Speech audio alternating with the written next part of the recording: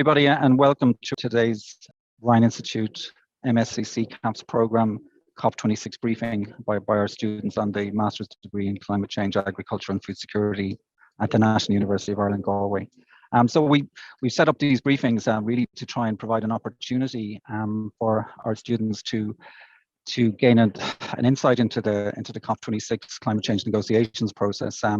So we have our students back in Galway who've been poring over all of the social media and all of the information relating to COP26, while we have some members of our faculty here, myself, Professor Charles Spillane, and also Dr. Una Murray from the faculty in NUI Galway here in COP26. We'll also have some guests. We have Jerry Boyle from Teagascam, who will basically try and give some commentary on the briefing of the students. So like without further ado, I think I'll hand over to our excellent students who've been putting together a briefing on what's been happening at COP26 for the past 2 days here in Glasgow. So over to you, Kevin and colleagues. Thank you, Charles. So we are the group one for the NUIG Rhine Institute and the MScCCAFS program. From words to action, the first iteration of the COP26, and for our group, we are, next slide. For our group, we are myself, Kevin Markey, Fiona Dunn, Heidi Liddy, Evan Konkar, Tindani Gadisi, Atlina Kailai, and George O'Brien. Next slide. Just a brief history of what's led us to COP26, and starting with the UNFCCC in 1992 and the declaration of dangerous anthropogenic interference. UNFCCC was developed in 1992 as a way to formally address global efforts to climate change, which led to the Kyoto Protocol in 1997, the committing industrialized countries to market economies for quantifiable emissions targets. The next large iteration was the Paris Agreement in 2015, stating that all parties must submit NDCs, or nationally determined contributions, every 5 years. Most recently, the AR6 report through the IPCC, stating that unequivocally human influence has warmed the atmosphere, ocean, and land, and that warming of 1.5 to 2 degrees Celsius will be exceeded unless reductions in carbon dioxide are made. Next slide. The 4 goals of COP26, starting with mitigation, the phasing out of coal, the curtailing of deforestation, and the increase of electrical vehicle usage to enable the global net zero by 2050 and keep within the 1.5 degrees of temperature rising. Second goal of adaptation, restoring of ecosystems, building defenses and warning systems to adapt and protect communities and natural habitats. The third goal of financing and the mobilization of the financing through $100 billion in climate finance by 2020 and thus 2021. And the achievement of net zero through private institutions investment. The fourth goal of collaboration started with the finalization of the Paris rulebook, and also just recently the creation of the International Climate Council's network. The ICCN was launched with 18 climate advisory bodies of independent expert advice to governments. Next slide. Yeah, so the conference opened with an opening ceremony, and this ceremony started with leaders having a minute's silence for all those who died and suffered during the COVID-19 pandemic. Conference then was followed by statements from a number of different parties, including the COP25 president, COP26 president, UNFCCC executive secretary, and the leader of Glasgow City Council. The first to speak was Lyn Smith, who's the COP25 president, and she looked at the successes and failures of the COP25 conference, and then handed over the presidency to Alok Sharma, the COP26 president. We'll talk about other statements from other leaders later, like Patricia Espinosa and Alex Sharma. But one statement which really stood out to me in the opening ceremony was India Logan Riley's statement. She's a representative of the Indigenous people of Australia, and she was invited by the COP26 president. And she gave a striking and insightful talk about the effect of climate change and how it's having an effect on Indigenous groups like her own in Australia. All of the speakers had three topics in common: the urgency to act on the climate crisis, the need for success of the COP26 conference, and to work together in order to tackle the climate change crisis. Next slide. So Alex Sharma stated the bold, yet very true and very starking statement that human activity is the cause of global warming, and that we need to keep global warming within 1.5 degrees Celsius as agreed at the Paris Agreement. He talks about the effects of climate change on the communities across the world, however, especially in developing countries across the world. He talks about the groups he met, such as the Joshua in Nepal, who've been displaced from their homes due to extreme droughts and floods. In East Africa, he talks about people fighting plagues of locust spiked by climate change. And he talks about a group of women in Madagascar who are trying to cope with a climate-induced famine. These extreme events, along with many others like floods, cyclones, wildfires, and new record temperatures, are likely to occur more regular and more intense if nothing is done. He talks about addressing issues together and making new goals and moving to negotiations forward to achieve the famous 1.5 degree target. Next slide. So Patricia Espinosa, as I said before, is the UNFCCC Executive Secretary. She opened up her statement with a quote from a Scottish poet, Robert Burns, highlighting the need to act now, of now is the day, now is the hour. She discusses humanity's stark but very clear choices that need to be made. She talks about boosting adaptation efforts to deal with weather disasters that the President talked about, and to build resilience in order to address future impacts. Or instead, we move, more people will die, families will also suffer, and economic decline will soon follow. She also recognises that the business as usual scenario is not a profitable scenario, and is not worth the devastating price that we are paying. She talks about making necessary transitions to a more sustainable future, or accept that we are investing in our own extinction.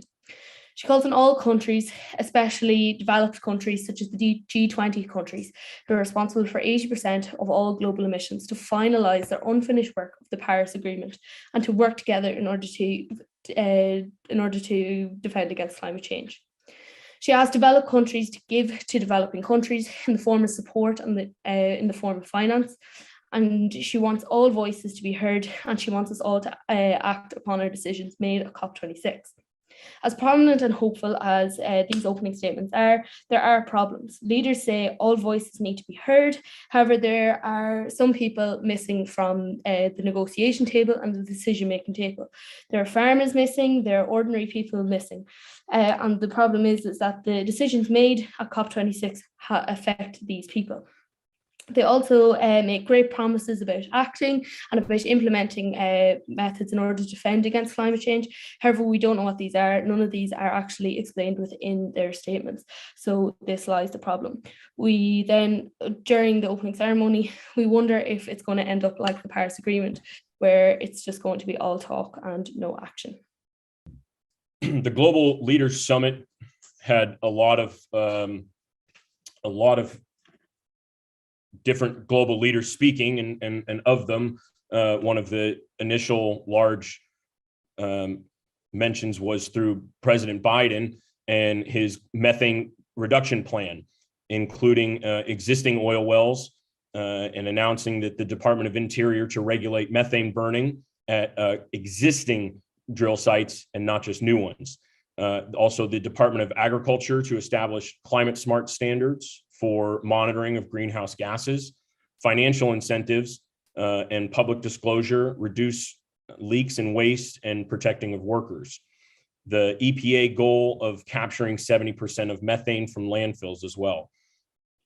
Chancellor Merkel of Germany increased the NDCs to cut emissions by 65% by 2030 and to be carbon neutral by 2045. Also pledging $6 billion a year by 2025. President Moon of Korea increased the pledge from 26% reduction to 40% reduction by 2030. Also to end all coal power plants by 2050, and a partnership with North Korea to end deforestation on the Korean Peninsula. Denmark's ATP, a financial institution worth roughly $150 billion, pledged 10% investment in green tech by 2025 and 20% investment by 2030. New Zealand increased their NDC to 50% emissions reduction by 2030 and also quadrupled their previous financial pledge to just shy of $1 billion. And in just the last couple of hours, Japan's Prime Minister Kadisha announced $10 billion pledge over the next 5 years. And US Presidential Envoy John Kerry stated that this pledge by Japan means that the $100 billion a year in climate financing goals may now be delivered by 2022 and not by 2023. Next slide, please. The largest and most comprehensive agreement to fight deforestation was signed by over 100 leaders, including Brazil, Indonesia, Canada, Russia, and the Democratic Republic of the Congo, making up over 85% of the world's tropical rainforests. $12 billion from 12 countries, along with $7.2 billion from 30 separate private companies and non-governmentals, was pledged, while the US also pledged to restore 200 million hectares of forest by 2030 worldwide. Next slide, please.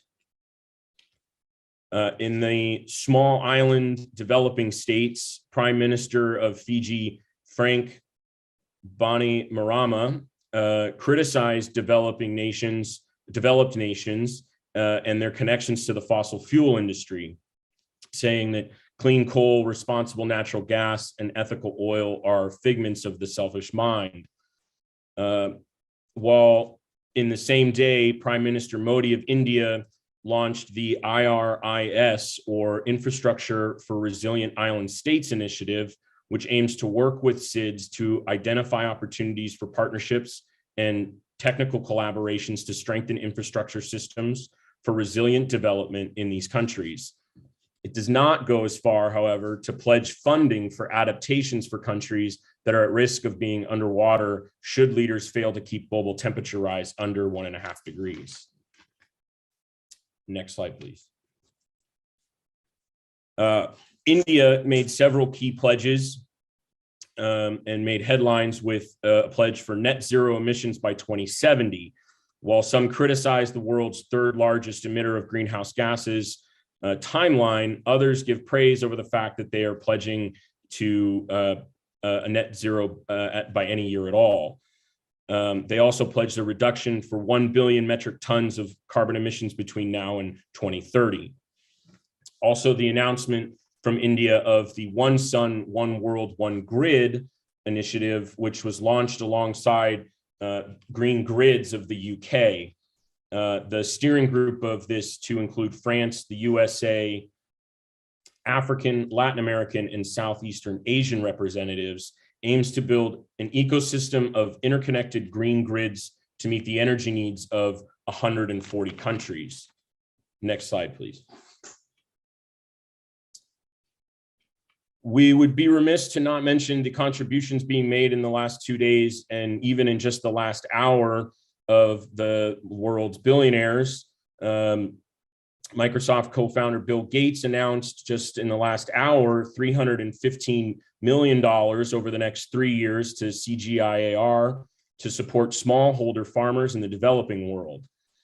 The Bezos Earth Fund also pledged $2 billion to restoring ecosystems and to power all Amazon operations through renewable energies by 2025 and to be carbon neutral by 2040. Also, the richest person in the world, Elon Musk, challenged the UN 2 days ago to explain to him how they should solve world hunger with just $6 billion. Just today, UN World Food Program Director David Beasley responded by pleading that $6 billion or 2% of Musk's net worth would indeed solve world hunger. Now, moving from the comprehensive overview of the events of the Blue Zone from the past 2 days, I would now like to bring your attention to the so-called Green Zone, a place where youth groups, civil society, academia, and businesses from across the UK and beyond can host events, exhibitions, workshops, and even cultural performances that are open to the public through ticketed events and streamed through their YouTube channel locally. It can be argued that the ideas and discussions and representation seen in the Green Zone is more extensive, inclusive, and far-reaching than that of the Blue Zone, which brings us to the events surrounding gender issues and representation at COP26, organised by the FAO and ActionAid International. Both events featured speakers from a whole range of backgrounds, from astronauts to activists, to farmers to filmmakers. And both events highlighted the failures of COP26 so far surrounding unbalanced representation, noted by Mary Robinson as being too white and too elite. It was also noted that 67% of UNFCCC delegates are male, and that the apartheid distribution of COVID-19 vaccines further hampered the already skewed representation, even though the vast majority of the smallholder farmers are women and already affected by the issues and impacts of climate change. Interesting points were made surrounding the idea that women carry the weight of leading households and manage limited resources and help in the fight against natural disasters, often applying that kind of nurturing role, if you will, and the recent battles with land rights, especially in Gambia. And generally the idea kind of ended with, we can't have climate justice without having gender justice and resource justice. And also a really kind of fun note was in the event for Earth observers from Space Frontiers to Frontline Farmers, Nicole Scott, a former NASA astronaut, stated that we need to act like crewmates, not like not passengers on planet Earth, and how we can really use our diversity on Earth to combat climate change and how to knit together. Next slide, please. Further, the idea of youth and inclusive dialogues. We saw the climate change action and YOUNGO approach. YOUNGO is the official youth constituency of UNFCCC, and it is a network of networks, if you will, and it provides the meaningful inclusion of youth that recognises that the climate space is a growing space. And with the recent issuing of the Global Youth Policy Statement, which consists of 15 topics and was worked on by 15 unpaid, unbiased working groups aimed at making direct demands of specific government agencies. Now, I'd like to say that the vibrant energy of this event was at the core centre of it, but I would have liked to seen a bit more focus on what the policy actually entailed rather than how it was put together and data elements of it. But this maybe could be further expanded on World Youth Day on Friday. Moving forward, we see this for the Global Assembly present their proposals, and they selected randomly 100 people from around the world to see a snapshot of humanity and its diversity, and to ultimately develop this toolkit so that anyone can host their own citizen assembly and enact change, effectively cutting out the middle person. It should be noted that another event today, I was really emphasize the fact that getting policies like these to the core of institutions and schools, and instilling these in education systems and providing it to teachers is really valuable. And with that, I would like to thank you all for attending today. Fiona and Kevin, the Ryan Institute, NUIG, Charles, Isabel, Peter, and everyone for attending. Thank you. Super. And I'd like to really thank the students for putting together such an excellent overview of what's been happening at COP26 over the past two days. Like COP26 began on Sunday, and so I'm here at the moment. Also, Dr. Una Murray's here, and we've got Professor Jerry Boyle, who's the ex-director of Teagasc, our National Agricultural Research system in Ireland.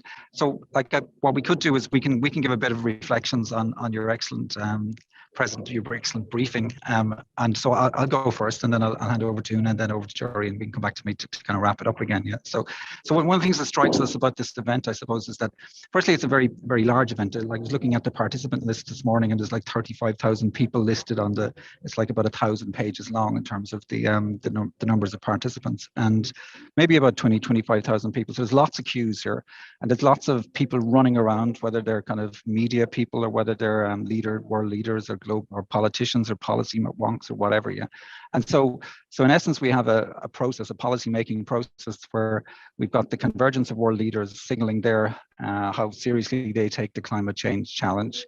Then the government people who are involved in their political negotiation teams are meeting with other governments and are negotiating in lots of parallel sessions. Many of those are closed to the public or to observers or to NGOs.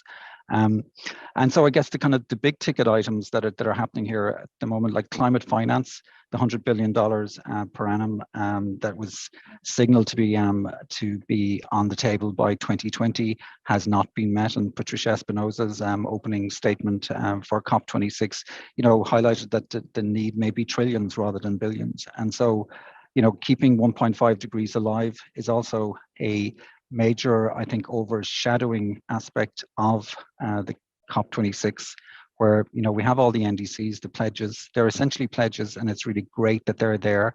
However, those pledges, as they stand right now, do not keep 1.5 degrees alive. So there's a challenge there. There's a challenge of ambition. There's a challenge of urgency. Then I guess we also need to realize those pledges are pledges. They're not necessarily implementation. And so how $100 billion per annum gets spent matters, and whether it will have the impact as expected is also something to be considered. Then we've got Article 6 about carbon trading. That's a pertinent issue that was not solved at the last COP. So Article 6 is really about carbon trading. The rules of that, there's lots of divergent kind of views on that. So that hopefully at the end of COP26, the global rules around carbon trading will be resolved or at least agreed to some extent. And then we also have questions around the adaptation side of things, where Abdullah Sharma, the head of the UN General Assembly, in his opening statement highlighted that most of the financing is going on mitigation and not necessarily on adaptation. And he highlighted a need for a 50-50 split on that. And this is certainly something that the African group are. It's a major priority for them as a negotiating bloc. And so it remains to be seen whether the adaptation goal will be enshrined at the end of COP26 or kicked forward to COP27.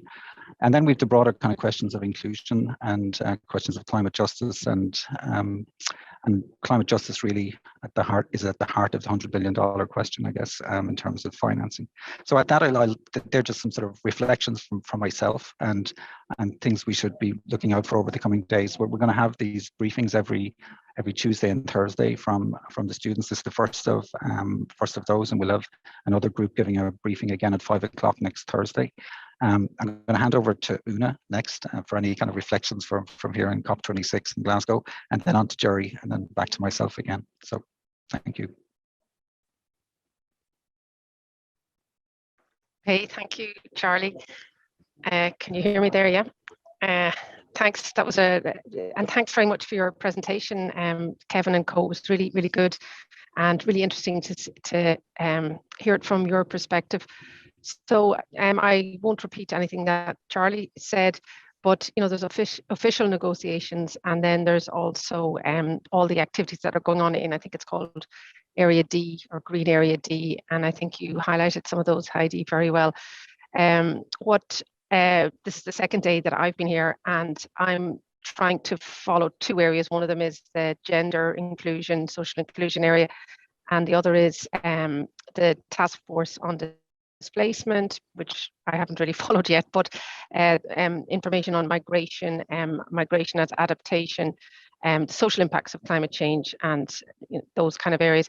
But what struck me so far, apart from some of the things that Charlie's already raised, is there's official negotiations and then there's the unofficial negotiations. In the kind of gender semi-official meetings that we were able to attend as observers, it was interesting to see how the procedures work. So what the UNFCCC has done now has encouraged all countries to have a gender focal point as part of their national delegation. So that person can be from Ministry of Environment or Ministry of Foreign Affairs or whatever ministry the country so sees fit. And the Secretariat has done some training for those gender focal points to help them negotiate and try and ensure that these issues are integrated in other meetings that are ongoing. But and within their own delegation, and then also at the international level, and then kind of linking the international level to the national level. So it was interesting to observe that, and they had a big discussion about the role of these gender focal points and what they should be doing. The other thing that I know I attended was a meeting on security and climate change in the German pavilion in the D group, and that was really quite interesting as well. Some high-level ministers and head of NATO, but also Red Cross countries from the global south there talking about the links between climate and security. Quite a lot of focus on military actually as well. So that was an interesting one to watch. And yesterday also, I was struck by the leader statements, and some of the ones, I mean, you may have seen some of these statements, they were quite short. I think they were meant to be 2 minutes in total. Some of them stood out more than others. I was particularly struck by the Denmark one, where they seemed to raise a lot of ambition. The Costa Rica one was really close to, this was the Prime Minister of each country, spoke quite passionately about how climate affects their country. Yeah, so there was a number of those that went on all afternoon: Egypt, Canada, Sudan. And I suppose, as someone has already said, these are again pledges, but whether they're implemented or not, that's the big question afterwards. One final thing that I just want to say was that today there was DOCUS, which is the umbrella group for NGOs, are presented at the Oireachtas Joint Committee on Foreign Affairs and Defence. And they were talking, they had different DOCUS members talking at that committee, and they were talking about the follow-up to COP and beyond, and how the funding that Ireland is announced in the last day or today, that how that would be used for the most vulnerable. So that was good, and there's a press release on that as well, which I can share with you.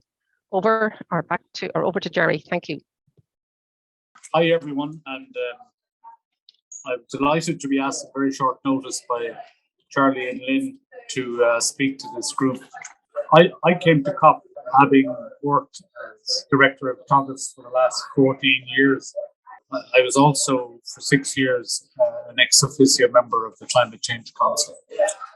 But I say my principal interest is in agriculture and land use, and I just want to focus on one issue in particular that I thought you might find of interest arising out of today in particular. When we're talking about land use, I'm talking primarily about forestry and peatlands management. And these might be considered, certainly peatlands management might be considered a nature-based solution. And there's an excellent pavilion here dealing exclusively with peatlands. And the Scottish Rural College are involved in that. And I found it really interesting because clearly there's a paltry level of investment has been put in, is being put into rehabilitating peatlands, and clear benefits would be considerable if there were more significant monies invested. And obviously peatlands are very important from an Irish point of view because of the historical usage of peatlands by Pornamona, and then subsequently these peatlands were rehabilitated for agricultural production, thereby negating their ability to absorb carbon. So anyway, Charlie, Lyn, I thought I'd just give you my reflections on that particular. Jerry, that's really wonderful, and it's brilliant to get your reflections. You've you've been the director of Teagasc for a good few decades, and so I think you've amassed like a massive knowledge of the sector in that period of time. So it's great to get your words in that respect. Like, and you know, I think what you're indicating is that there are sectoral differences between the types of emissions from the different sectors. And it struck me, we were in a conversation this morning with an NGO that was really coming from the point of view of like leave it in the ground type of agenda, which is halting coal, oil and gas exploration and extraction. Right now, the urgency to do that to reduce the CO2 emissions, and the need for a massive energy transition towards renewable energy really rapidly, and like a deep decarbonization pathway. And you know, it's in the interests, even though many of us are framed around the kind of the agricultural side of things, it's important that we're not in an echo chamber. I suppose that it's in the interest as much for farmers and as food consumers that there is a rapid decarbonization of other sectors of the economy really quickly, because the CO2 residence time in the atmosphere, as you indicated, can be hundreds and 200s of years. And once we go past the tipping point of 1.5 degrees, there's no going back for centuries. And that's a terrible legacy to leave the grandchildren of the young people that are here giving us our briefing today. So at that, I think we'll call it a day, and just we're really trying to use these briefings as a means to try and give an overview of what's going on here with this interplay between the students back home investigating what's happening here, and we'll try and pull people in, such as Jury and others, for these briefings, which we're running on Tuesdays and Thursdays from the Ryan Institute and the MScCCAFS program in NUI Galway at 5 o'clock on Tuesdays and Thursdays during COP26. So thanks again to our wonderful students. Thanks to Jury, thanks to Una, and thanks to Isabel for all the choreography of trying to put this together at a pretty short notice, but I think it's coming across well. So thank you, everybody.